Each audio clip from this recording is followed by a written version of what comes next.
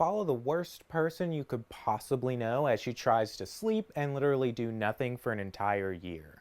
My Year of Rest and Relaxation by Ottessa Moshfegh, I think is how you pronounce her name, is kind of a combination of American Psycho meets Office Space. The book takes place in the year 2000 into the year 2001, and I bring up the American Psycho comparison because our main character, she is a woman who is a self-proclaimed WASP, a white Anglo-Saxon Protestant, and she's pretty much grown up with every privilege you could imagine. She's very wealthy.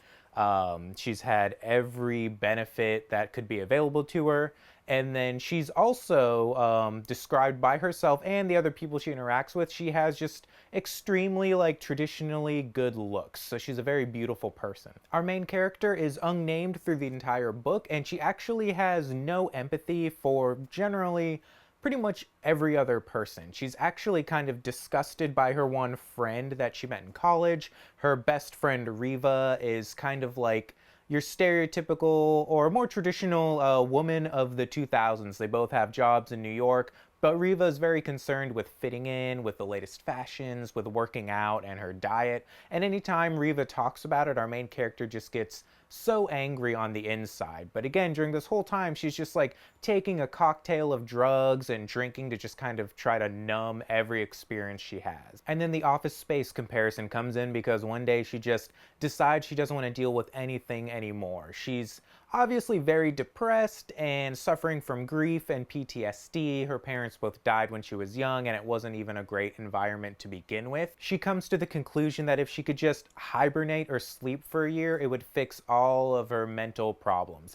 She doesn't want to end her life, but she doesn't want to actually live a life at the same time. To do this, she manages to find the worst psychiatrist in New York who has no problem writing her a prescription for any possible pills or cocktail of pills she could want to just kind of numb her up and let her sleep and just be awake as little as possible. And our main character should honestly be very happy, I guess, if you looked at it from the outside. She's had every privilege available to her. She has so much wealth, she could do whatever she wants. She went to Columbia for art history, and even after she graduated, since she didn't have to worry about money, she could take a very low-paying job at an art gallery, and the pay doesn't matter. She can just basically work there for free. So throughout the story, we follow her just kind of taking as many drugs as she can to just kind of slow down her body and hibernate, and she has the goal of waking up as a new person, like this is going to be some kind of cocoon butterfly situation.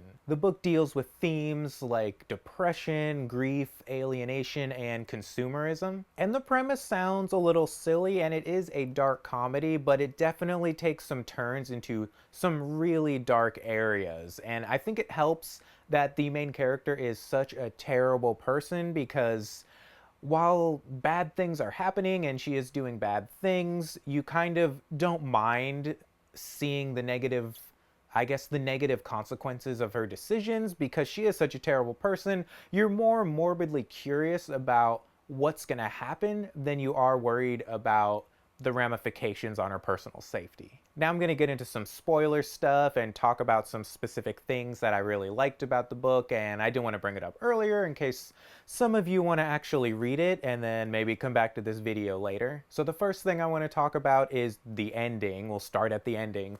The 9/11 ending, where at this point our main character has come out of her self-induced hibernation and she feels like she's fixed. Everything feels great. She feels happy.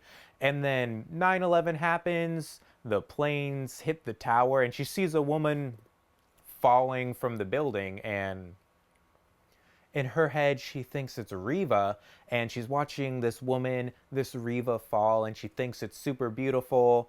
And I think that really speaks to how unwell she still is. Even though our main character feels great, she feels like her hibernation worked, I think what really happened is she essentially chemically lobotomized herself, so she's just not capable of feeling things appropriately anymore. In the effort to fix the hole in her heart and the hole in her soul, she basically can't feel anything at all. I do think the main character is suffering from some kind of PTSD or grief, mainly stemming from the death of her parents. She watched her father die slowly, and even though they didn't have a very warm relationship, he was, I think, neutral, if not kind of nice to her, compared to her mother, who later drank herself to death after the death of her father. And she kind of had a pretty antagonistic relationship with her mother. And I think she just never really was able to deal with that. I think part of not dealing with that is she had the privilege of not dealing with it and not having to worry about it because she was left all this wealth, so she could just kind of continue living and not stress about anything, but also wasn't forced to deal with anything. I also think the book captures the late 90s, 2000s rise and grind.com bubble era really well. I was really young during that time, but I was old enough to remember Y2K, and everyone was scared when it was gonna go from 1999 to the year 2000. The Matrix had just come out or was coming out. It was a wild time. And I think her rejection of all of that, or her not wanting to work and just kind of opt out and sleep, is kind of like a rejection of that consumerism, that peak late 90s 2000 consumerism, this optimism that everything's so cool and awesome.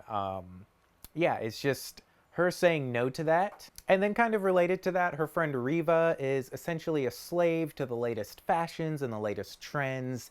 She's obsessed with her diet and working out, and our main character, again, has never had to work for any of those, rewards that come with that. So she's also just kind of disgusted by Riva and her obsession with these kinds of things. I think Riva striving for this idealized life and this idealized image, represents the pressures that women in the 2000s were feeling at the time.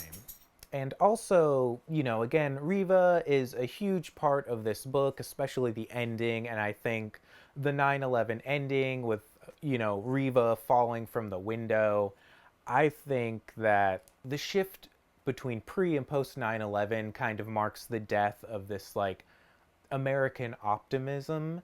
And I think Riva falling from the window, falling from the tower, kind of represents the death of that idealized American image, and kind of the death of that kind of innocence and the death of the American dream of the time. But what do you think? There's a lot of themes in this book that, I didn't really talk about and we could explore more. Overall, I really liked this book. I thought it was a fun read. Again, it's a little dark, but it's pretty funny along the way, mostly because the main character is so terrible and we get a front row seat to her inner monologue.